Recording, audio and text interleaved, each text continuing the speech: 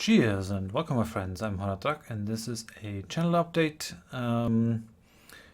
We reached 500 subscribers on the channel. Thank you so much for that. That makes me really happy. 500 subscribers, it may not be that much if you compare it to big channels, but for me it's amazing. I can still remember when I was really happy about having 50 subs and now it's 10 times as much. It's 10 buses full of people that see my stuff go up every day. That makes me really happy. Thank you so much to everyone who subscribed recently. There's been a huge influx of new people, I think mainly due to the Stellaris tips. And a couple of people subscribed because of Hearts of Iron. Gonna do a tips video for that as well. Now I'm just gonna get out of the way the things that you need to know if you just want to know the facts and the info. I'm gonna give you that, and then you can leave if you don't want to hear me ramble. I'm gonna take the week off this week because I've been pushing myself really hard ever since the Stellaris release at the beginning of May, and I really need to take some time off, maybe spend some time with the wife. She hasn't really seen very much of me, and I also need to let my tendinitis heal. It's way better than before, but it still flares up from time to time, and I'd really like to get rid of it because it is annoying if you can't really trust your own body to do what you want. Now I will be recording today, still on Monday, and I think it's gonna be mostly Hearts of Iron 4, I think, and I'm just gonna put up all the episodes that I can record today. I hope that I can at least get 7 episodes together so that you have 1 episode per day, and then I hope that I'll be able to resume my schedule rather swiftly in next week. But for now, I really need to take some time off. And yeah, I think that's going to be good. I think the quality of the commentary is going to profit. I've been a bit exhausted lately, and just gonna refill the batteries. And yeah, that's about what you need to know. The schedule is going to change a bit this week, but yeah, I'm really happy with how the channel developed, and I think that I'm going to try and that I will do more of the tips videos that I made. One of the I'm not going to say complaints because that sounds really negative, and I'm really happy if anyone gives me feedback in whatever form. I'm always puzzled when people just leave a dislikes because that leaves me to figure out what actually went wrong in a video. Sometimes I can surmise it, and maybe I have a clue what went wrong, but if you just leave a dislike, I never know what actually bothered you. But one of the feedback that I had is that I am explaining too much, and I know what you mean. I'm a bit of a deliberate let's player, and that can make my stuff a bit slow, and I know that is a problem, and it is the problem is magnified because I'm not a native speaker, and sometimes I have to search for words in my head, and that makes my stuff sometimes, I guess, a bit slow to watch if you don't have enough time, or if you are accustomed to another style of commentary. And I'm working on that, rest assured. I don't think that I'm done yet. Commentary definitely needs to get better. If I think about the Let's Players that I admire, there are actually 3 that I use as sort of the paragons that I strive to emulate. I think people watch Let's Plays for 3 reasons: to see if they want to buy the game. I think that is the most important reason why Let's Plays have made such a career in a way. They have completely eliminated the need for demos, because you basically have someone playing the game for you and explaining stuff and all that. And so informing yourself about the game is one reason. Then wanting to learn the game is another reason. I myself learned a couple of very complex games like Distant Worlds from watching Larry Monte and Das Tactic play the game. That has been hugely helpful. And the third reason is to be entertained. And there are a couple of Let's Players that do all these three things very well. I think that, or I personally find Quill 18 the most entertaining person, the most entertaining strategy Let's Player out there. Even if the game doesn't really interest me sometimes, I still watch it in the knowledge that I know that he's going to be entertaining, that there's someone that is talking and is having a good time while playing, and that helps me have a good time. So that is one of the qualities of a good Let's Player, being entertaining, and that is certainly the one that I lack the most. I'm striving to get there. I mean, you can only do so much until you reach a point where you cannot really change your character, but I can certainly try to speak faster and to improve my English, which is something that I'm doing very regularly, trying to increase my vocabulary, trying to broaden my vocabulary so that I don't have to search in my head for words. And it's already gotten better since I started the Let's Playing.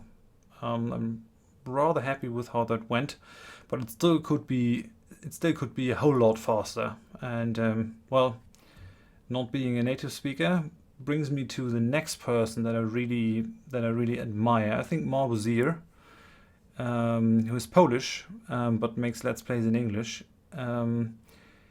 might be the best commentator or the best Let's Player for the second part, for explaining, because I think there are two levels of commentary that you can do as a Let's Player. On the level 1, on the basic level, you can just tell the people what you're doing, like I'm building this or I'm doing that, and especially if you're not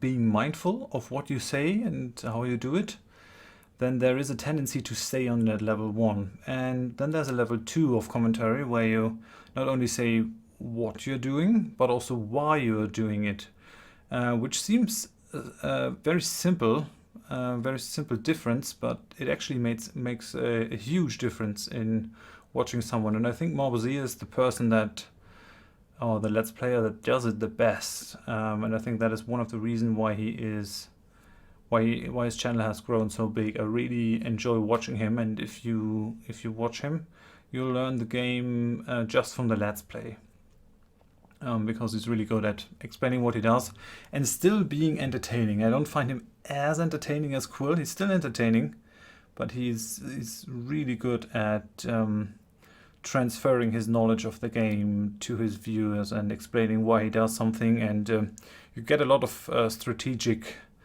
depth and analysis from his Let's Plays. And then I think the last Let's Play paragon that I looked after is, or that I strive to emulate, is Christopher Ord. I found him rather recently. I've been watching Marbuzier and Quill for a very long time. Couple of years, and Christopher Ord I found through XCOM 2, and he really does the best XCOM 2 Let's Plays out there, and I really like that he can do both. He is both entertaining and provides a very high quality commentary, always explaining why he does stuff, but not in a way that it is overbearing. So he in a way he combines both ideas. Plus he also does something that I really like, and that is role playing. That is something that I try to do, and that I don't see that much with Quill or with Marbuzier. I mean, there are some things that happen there, but overall, all these three are really great at what they do, and their following that they have gathered is really warranted. It's not yeah, it's not surprising that they have such a big following when their commentary is at such a high level. And I've given this some thought how to emulate them better, and I'm always working behind the scenes and making notes and trying to improve the commentary in the best way that I can. One thing that I can do um, to reduce the amount of explanation that I do while playing is that I will try to do more edited content on the side. So for each Let's Play series that I do, I will try to make at least one tips or tutorial video for it, which is going to help me keep the amount of explanations that I think you need to understand what's happening to a minimum. I mean, you have, if you watch Arumba, he doesn't really explain much of what he does anymore because he's at a completely different level. He assumes, and I think he assumes correctly, that most of his viewers are die-hard Paradox Games fans and that they know the mechanics in and out. So it's not they aren't really watching him to learn the game anymore, but I think his viewers just want to see a very good player play a game. So like watching a chess grandmaster or something. You won't get much pleasure out of watching a chess grandmaster until you can appreciate the finer moves and until you have a very good grasp of the game. And I'm not sure I want to provide that. I could. I'm also playing games on high difficulties and I'm not doing too badly. But it is rather...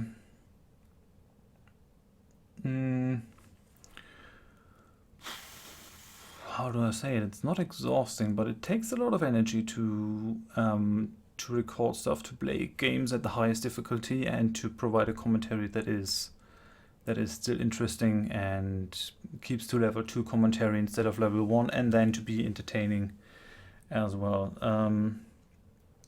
But yeah, there are some interesting challenges in trying to provide good commentary. So bringing that into the tips videos, the more explainy part, I hope that can help me just go a little more in the direction of Arumba. And if someone asks me, or if someone asks themselves, if they wonder why things are happening and why I'm doing decisions, then they can look into the tips videos. That might actually be a good idea, doing it like that. And yeah, I found that, or at least in my opinion, you need a couple of things to get a channel somewhere. The content needs to be good, and that is what I talked about. So making your Let's Plays entertaining and at the same time something that people can learn. And maybe, yeah, giving the people some sort of mastery to watch, however you want to define mastery in a game. But there are also secondary things.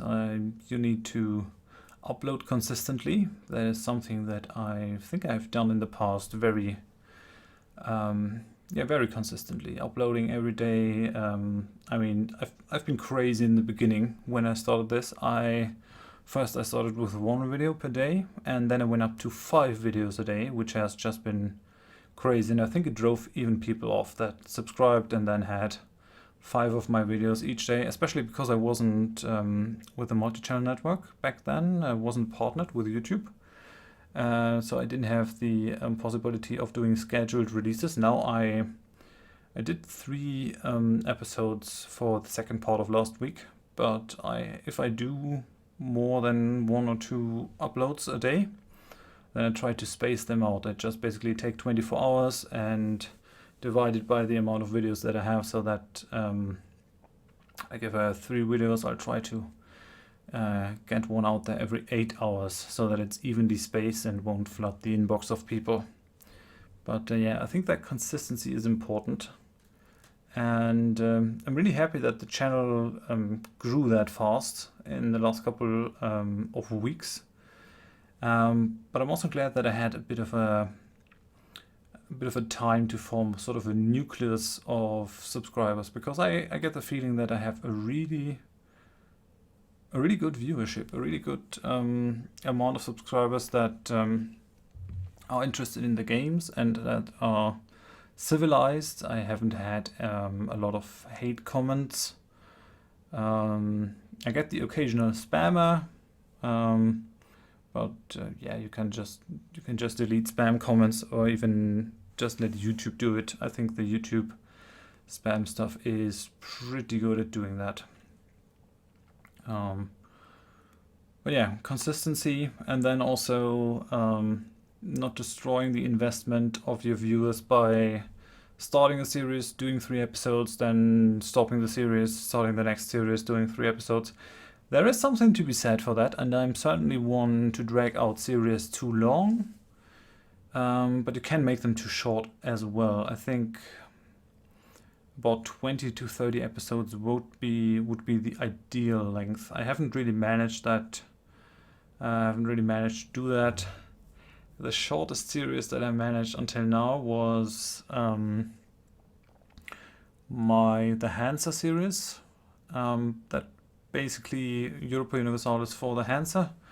That basically ended because the next expansion came and the Hansa didn't exist anymore as a country, which was odd. So I started a new one with Novgorod, and then I had 2 series with 50 episodes, one Distant World series and the City Skylines. And all the other series have gone on for a long time, and I'm not sure how to get at that.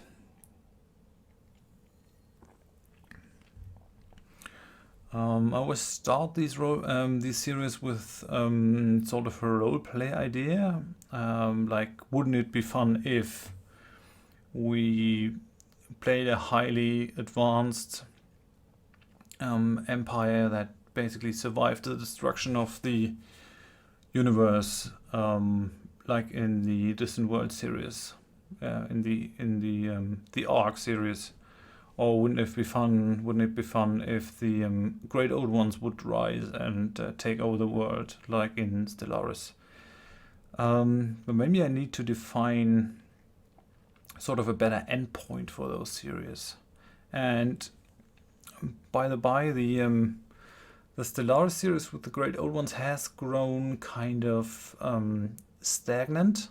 We'll definitely have to do something about it. We are in this war with the Shab tags, and it's just dragging on forever. I'm not sure what I should do in that. I'm just gonna wait until the Asimov patch arrives, and then I'll check the options, and we will either continue that, or I'm just gonna start a new series. I've been wanting to start a new series like since the beginning of the game, and it certainly would make sense in a way, but a lot of people are still watching the Great Old Ones, and I really don't want to leave them hanging. I've grown kind of attached to them, as ugly and evil as they are. They being evil slaver gods. I've seen that someone has made a mod that allows you to make your people basically immortal. That is actually a good thing, but that didn't exist when I started the series, and I don't think I can take it in now. But they're living really long. I think no one has died of age yet, and we have some research that can increase the lifespan of our leaders by a pretty long time. Yeah, I've gone through the consistency, and I've gone through respecting the viewer's investment with the length of the series, and then I think the last thing that you really need is viewer engagement in a way. That is the fancy term that I've found when browsing the internet, which basically means interacting with viewers, and I think I'm doing a pretty good job, and that is mainly because that is the main source of reward for me. I mean, I'm making a couple of bucks through the ads that are put on the videos, but it's not much, and especially compared to the hours that I'm putting in, it is really insignificant. But the really friendly comments and the theory crafting, that is not insignificant at all. That one friendly comment can make my day, and I'm really happy that I have so many viewers that actually take the time to leave me a friendly comment or give me feedback. Because giving feedback instead of just giving the video a dislike and moving on is really valuable. I'm asking for that at the end of my videos, but I'm not sure how many people are actually watching to the end. The average time people watch my videos is about 9 minutes 53 seconds, so about half of the videos that I'm putting out. I mean, there will be some that watch it to the end, and some that just move on to another video after the first few seconds, but still. What are my plans for the future? Well, I certainly need to make a channel trailer at some point. That needs to happen. I've been putting that off for a while, but it really needs to happen. And then I also want to make an intro and sort of an end slate outro.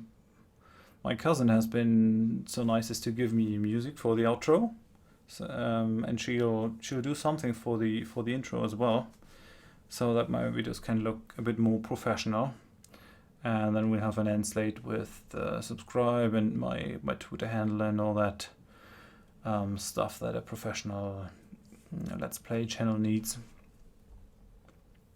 And yeah, I think that is about it. That is about the stuff that I wanted to talk about in this video. I've been really blessed with the with the people that have been subscribed, and I just hope that we can continue on in this way, that you'll stay with me on this channel and see where the journey takes us. Oh yeah, one thing that I wanted to talk about is the streaming. I wanted to talk about the streaming because I said I would stream when I built my new PC. The thing is though that my schedule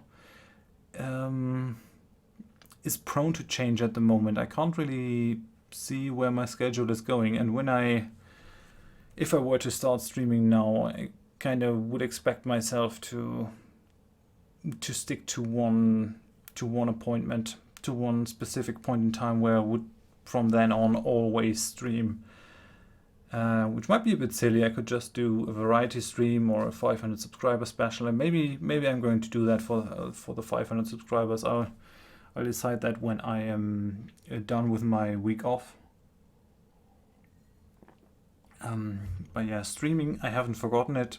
It should happen at some point. There's also the difficulty of finding a good spot in time, because I think about half of my viewers are from, or half of my subscribers are from the United States and North America. But there's a good amount of the Scandinavian countries, some from Germany.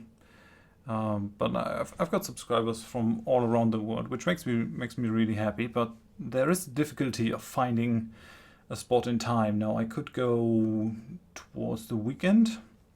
I am in GMT +2, Greenwich Mean Time, so Berlin, Paris, Rome. So if I were to go towards the evening here, then at least the North Americans could watch that sort of around midday. But then is the question, should I do it during the week? Because if I start streaming on the weekend, then I will have to compete with all the big YouTubers that are already doing the streaming on Twitch, like Quillatine or Enter Elysium, or Marbusier isn't streaming that regularly. I don't think. Just basing it on the announcements that he is putting out on YouTube, but maybe he is. That is all a consideration. I also need to deal with all the technical bullshit until I can really say that I've mastered the streaming to a point where I feel confident doing it in public. And Yeah, but I would like to do it. Maybe I just do it in sort of a bullshit fashion, sort of bullshit streaming and not taking it too seriously. Just playing some games for fun and not making a big deal out of it. That could be one way to do it. As for games, we're really doing well with Stellaris at the moment and with Hearts of Iron. And I'm still waiting on Bannerlord, Mount and Blade 2 Bannerlord. There's still no release date other than they're planning to get it into the hands of players at some point during this year in form of early access or beta or whatever. I will try to get into the beta or the early access if I can. I will try to get a copy of some sort. But I'm not sure when that will hit. I mean, I saw the video material of Mount and Blade 2, I saw the siege, and it is looking rather finished, but I've got no problem if they decide to polish the game a bit. I really hope that it will be a smash hit for them so that they can sustain it for a long time. Yeah, I think this is enough rambling. Thank you very much if you really watch it to the end. Let's make a code word for this. If you watch it until the end, then just write in the comments eagle, like the bird, like the big bird. Eagle is our code word if you watch it until the end. Put that into the comments and I'll know you. You're a true believer. But yeah, thank you very much for watching, and I hope I see you in one of my series. And I'll do my utmost to bring at least some content to the channel this week. Thanks, and bye bye.